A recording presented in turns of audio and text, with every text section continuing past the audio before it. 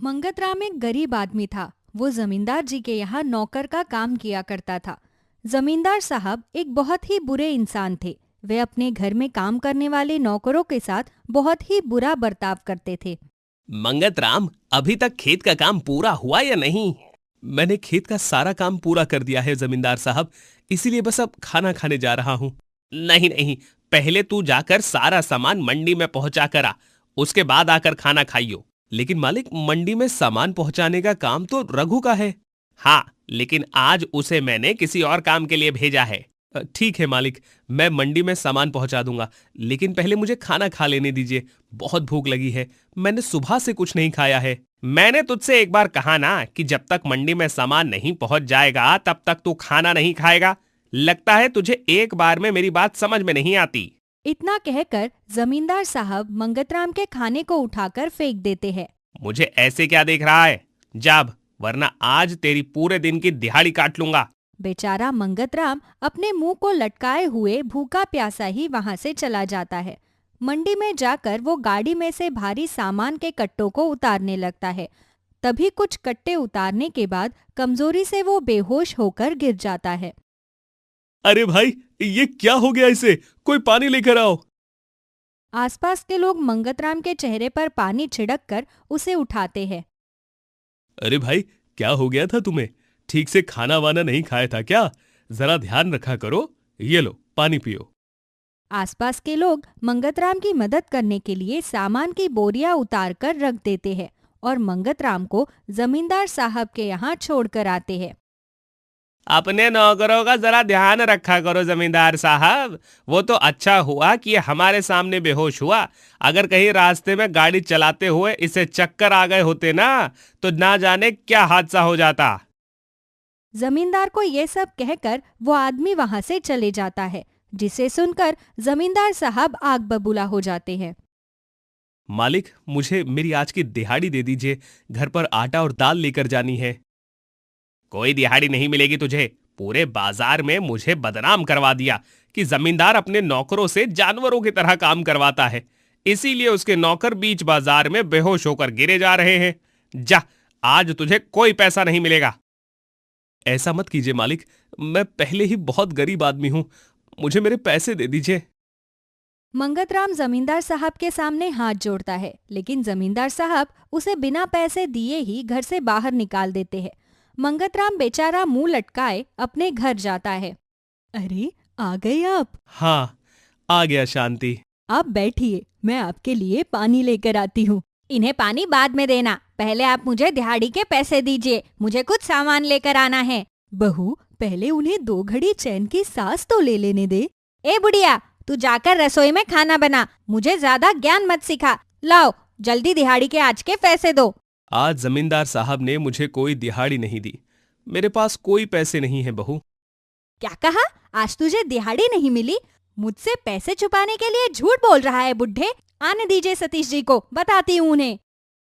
मंगतराम के बहू बेटे बड़े ही बेकार थे। वे मंगतराम से उसके सारे कमाए हुए पैसे छीन लेते थे और शांति से घर का सारा काम करवाते थे। मंगतराम और उसकी पत्नी अब अपने बहू बेटे से बहुत ही तंग आ गए थे। शाम होते ही मंगतराम का बेटा घर आया तो उसकी बीवी ने उसे उसके पिता के खिलाफ भड़काना शुरू कर दिया। रात को सब लोग जैसे ही खाने के लिए बैठे। बहू, तूने मुझे और शांति को खाने की प्लेट क्यों नहीं दी? क्योंकि आज घर में आप दोनों के लिए कोई खाना नहीं बना है। ये तुम क्या कह रही हो बहू? मैंने अपने हाथों से सबके लिए खाना बनाया था। लेकिन अब वो खाना आप दोनों को नहीं मिलेगा। इन्होंने जानबूझकर आज अपनी दिहाड़ी के पैसे मुझे नहीं दिए। अगर आज मैंने तुम दोनों को खाना दे दिया तो तुम तो मेरे सर पर ही चढ़कर बैठ जाओगे। आज के बाद याद रखना, अगर फिर से ऐसी चालाकी की तो अंजाम इससे भी बुरा होगा। ये तू क्या कह रही है बहू? और तू इसकी बातें चुपचाप बैठा हुआ सुन रहा है? ये तेरे माँ बाप से इस तरह व्यवहार कर रही है, तू इसे कुछ कहता क्यों नहीं? वो जो कह रही है बिल्कुल ठीक कह रही है। ये घर मेरा है और अगर आप दोनों को इस घर में रहना है तो मुझे पैसे कमा कर देने होंगे, वरना आप लोगों की इस घर में कोई जगह नहीं। अपने बहू बेटे के मुंह से ऐसी बातें सुनकर उन दोनों की आंखों में आंसू आ जाते हैं और वो दोनों चुपचाप वहां से उठकर बाहर आंगन में सोने चले जाते हैं। कुछ दिन बाद अचानक मंगतराम की तबीयत खराब हो जाती है, तो वो जमींदार साहब के यहाँ काम पर नहीं जा पाता। तभी उसके बहू बेटे पैसे न मिलने के कारण उन दोनों को धक्का मारकर घर से बाहर निकाल देते हैं। ये तू क्या कह रहा है बेटा? जिस माँ बाप ने तुम्हें पाल पोस कर इतना बड़ा किया, आज तुम अपने माँ बाप को धक्के मारकर घर से बाहर निकल रहे हो। कुछ और नहीं तो कम से कम अपने पिता की तबीयत के बारे में सोचो। उन्हें ऐसी हालत में मैं लेकर भला कहाँ जाऊंगी? वो सब हम कुछ नहीं जानते। अपना बोरिया बिस्तर उठाओ और निकलो यहाँ से। मंगतराम की ऐसी हालत देखकर भी उन दोनों को उन पर कोई तरस नहीं आता। मंगतराम और शांति अपना सामान उठाए दर बदर भटकते रहते हैं। तब उन्हें रास्ते से कुछ दूरी पर एक जंगल दिखाई देता है। सुनिए जी, हम इस जंगल के किनारे अपनी एक झोपड़ी बना लेते हैं। कम से कम हमारे पास रहने के लिए कोई जगह तो हो जाएगी। मंगतराम और शांति जंगल से कुछ घास फूस और लकड़ियों को इकट्ठा करके उनसे एक छोटी सी झोपड़ी बनाते हैं। सुनिए जी, आपकी तबीयत ठीक नहीं, आप यहाँ बैठकर आराम कीजिए। तब तक मैं जंगल से कुछ फल खाने के लिए लेकर आती हूँ। शांति जंगल में जाकर कुछ फल तोड़कर ले आती है और अपने पति को खिला देती है। अब जब भी वो जंगल में फल तोड़ने जाती तो जंगल में उसे एक कोयल का गीत सुनाई देता। उसके गीत को सुनकर शांति का मन बड़ा ही आनंदित हो जाता है। ये कोयल कितना मधुर गाती है, काश ये मेरे साथ मेरी झोपड़ी में चलती। शांति के इतना कहते ही वो कोयल उसके पीछे पीछे चलने लगती है। शांति जैसे ही अपनी झोपड़ी में पहुंचती है, वैसे ही वो कोयल उसके आंगन में बैठकर अपना मधुर गीत गुनगुनाने लगती है। अरे, कोयल का गीत सुना आपने? मैं जब भी जंगल में फल लेने जाती हूँ तो इस कोयल का गीत सुनकर मुझे बहुत अच्छा लगता है। आज मैंने ऐसे ही कहा कि काश ये कोयल मेरे साथ मेरी झोपड़ी तक चलती, और देखिए ये तो सच में मेरे साथ साथ आ गई। काश जैसे तुम्हारी ये इच्छा पूरी हो गई, वैसे ही हमारी हर इच्छा पूरी हो जाती। इतनी मेहनत करके अपने खून पसीने की कमाई से हमने वो घर बनाया था और बच्चों ने एक ही पल में हमें उस घर से निकाल दिया। आज बुढ़ापे में हमें झोपड़ी में रहना पड़ रहा है। उसके आंगन में बैठी हुई कोयल उनकी सारी बातें सुन रही थी, इसलिए उनकी बातें सुनकर वो भी बहुत परेशान हो गई। ये दोनों तो बहुत ही परेशान हैं, मुझे कुछ ना कुछ करके इनकी मदद करनी चाहिए। इतना कहकर कोयल आसमान में उड़ जाती है और जंगल में एक अंगूर की वाड़ी के पास जाती है। जादुई अंगूर, मुझे तुम्हारी मदद की जरूरत है। बोलो सुरीली कोयल, तुम्हें मेरी क्या मदद चाहिए? जादुई अंगूर के पूछने पर कोयल उसे सारी बात बताती है। तभी जादुई अंगूर उससे कहता है, मैं तुम्हें कुछ बीज देता हूं, तुम उन्हें जाकर उनके आंगन में बो दो। इस बीज से उगने वाले जादुई अंगूर उनकी सारी मुसीबतों को हल कर देंगे। तुम्हारा बहुत बहुत धन्यवाद जादुई अंगूर। कोयल उन बीजों को ले जाकर उनके आंगन में बो देती है। अगले दिन जब शांति उठकर आंगन में आती है तो अपने आंगन में इतने सारे अंगूर उगे देखकर वो हैरान रह जाती है। हमारे आंगन में इतने सारे अंगूर कहाँ से आ गए? मैंने तो यहाँ पर कोई बीज भी नहीं बोए थे। उन अंगूरों को देखकर शांति उन्हें तोड़ने के लिए उसके पास जाती है। तभी उसे उन अंगूरों से आवाज आती है, आप हमें मत तोड़ो शांति काकी, अगर आपको अंगूर खाने हैं तो हम आपके लिए और अंगूर ले आएंगे। अरे, ये तो बोलने वाले अंगूर है। कहीं यहाँ पर किसी ने कोई तोड़ना टोटका तो नहीं कर दिया जो रातों रात यहाँ पर ये बोलने वाले अंगूर उग गए? नहीं नहीं शांति काकी, आप डरो मत। कल जो कोयल आपके आंगन में आकर मधुर गीत गुनगुना रही थी, उसी कोयल ने आपके आंगन में हमें बोया है ताकि हम आपकी सभी परेशानियों को हल कर सकें। लेकिन तुम हमारी मुसीबतों को कैसे हल करोगे अंगूर बेटा? हम जादुई अंगूर हैं शांति काकी, हम कुछ भी कर सकते हैं। अगर तुम अपने जादू से कुछ भी कर सकते हो तो कृपा करके मेरे पति को बिल्कुल ठीक कर दो, वो बहुत समय से बीमार है। ठीक है शांति काकी, हम अभी काका जी को बिल्कुल ठीक कर देंगे। जादुई अंगूर उछलते कूदते हुए उनकी झोपड़ी के अंदर जाते हैं और मंगतराम के सर पर अपना हाथ रखते हैं। मंगतराम के सर पर हाथ रखते ही उनकी पूरी झोपड़ी में सुनहरे रंग की रोशनी फैल जाती है। तभी कुछ देर बाद मंगतराम की तबीयत भी बिल्कुल ठीक हो जाती है। अरे वाह, इन जादुई अंगूरों ने तो कमाल ही कर दिया। मेरी तबीयत बिल्कुल ठीक हो गई शांति। तुम्हारा बहुत बहुत धन्यवाद जादुई अंगूर। कोई बात नहीं काका जी, ये तो हमारा फर्ज था। लेकिन आप मुझे ये बताइए कि आप दोनों यहाँ जंगल किनारे झोपड़ी बनाकर क्यों रह रहे हैं? जादुई अंगूर के पूछने पर मंगतराम उन्हें सारी बात बताता है, जिसे सुनकर जादुई अंगूर को भी बहुत बुरा लगता है। आपके बहू बेटे ने जो किया उसका फल तो एक ना एक दिन उन्हें जरूर मिलेगा, लेकिन हमारे होते हुए आपको इस तरह झोपड़ी में रहने की जरूरत नहीं। हम आपके लिए यहाँ पर बहुत सुंदर सा घर बनाएंगे। उसके बाद आप हमारे साथ यहाँ खुशी खुशी रहना। हम आपको किसी चीज की कमी नहीं होने देंगे। अब जादुई अंगूर उन दोनों के लिए बहुत ही सुंदर घर बनाता है, जहाँ पर काम करने के लिए नौकर चाकर भी होते हैं। अपने लिए इतना सुंदर घर देखकर दोनों पति पत्नी बहुत खुश होते हैं।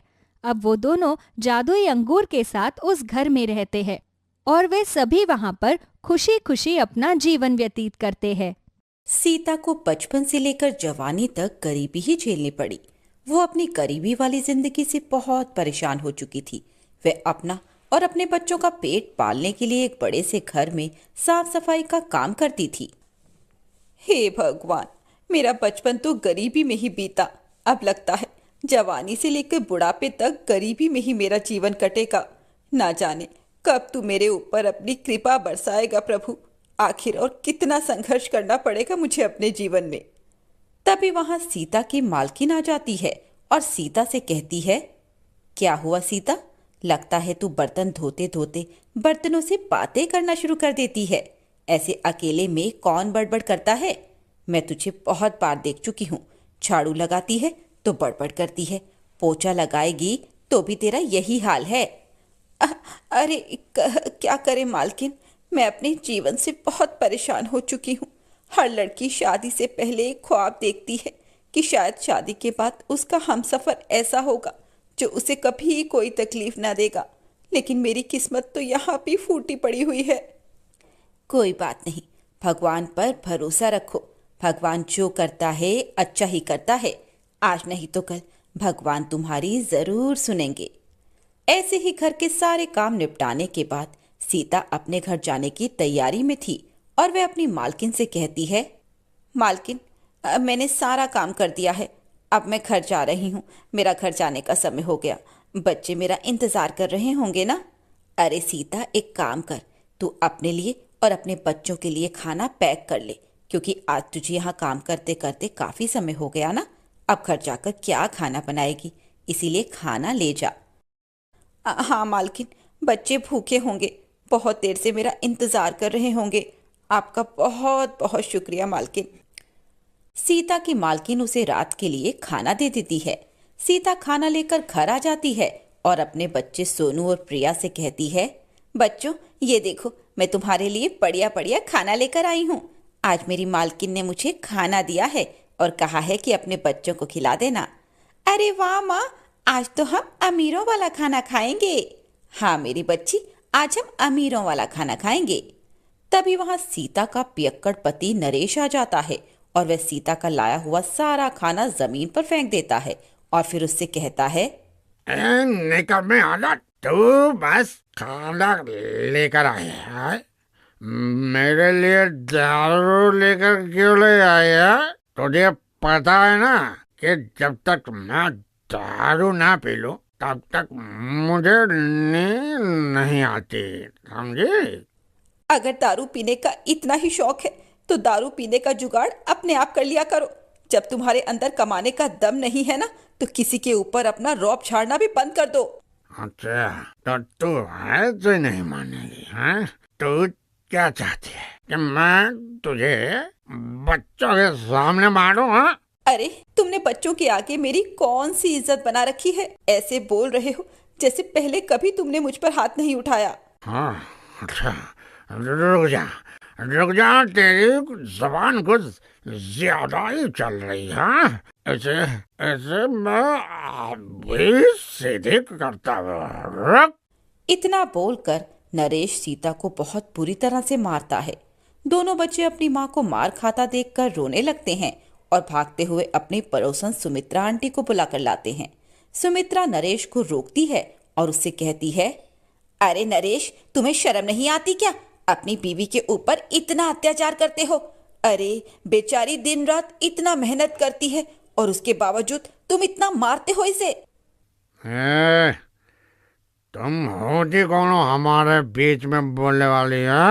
अरे ये मेरी बीवी है, बीवी। ऐसे मैं मारूं या कुछ भी करूं, तेरे को क्या मतलब रे है? अच्छा, ये तुम्हारी बीवी है कि ढोल? जब मन किया तब बजा दिया। आइंदा इस पर हाथ लगाया ना तो तुम्हारा हाथ तोड़कर तुम्हारे हाथ में दे दूंगी। तुम्हारी इतनी हिम्मत के तुम मुझसे इस तरह से बात करो, हाँ? अरे अब तो मैं इसे और मारूंगा।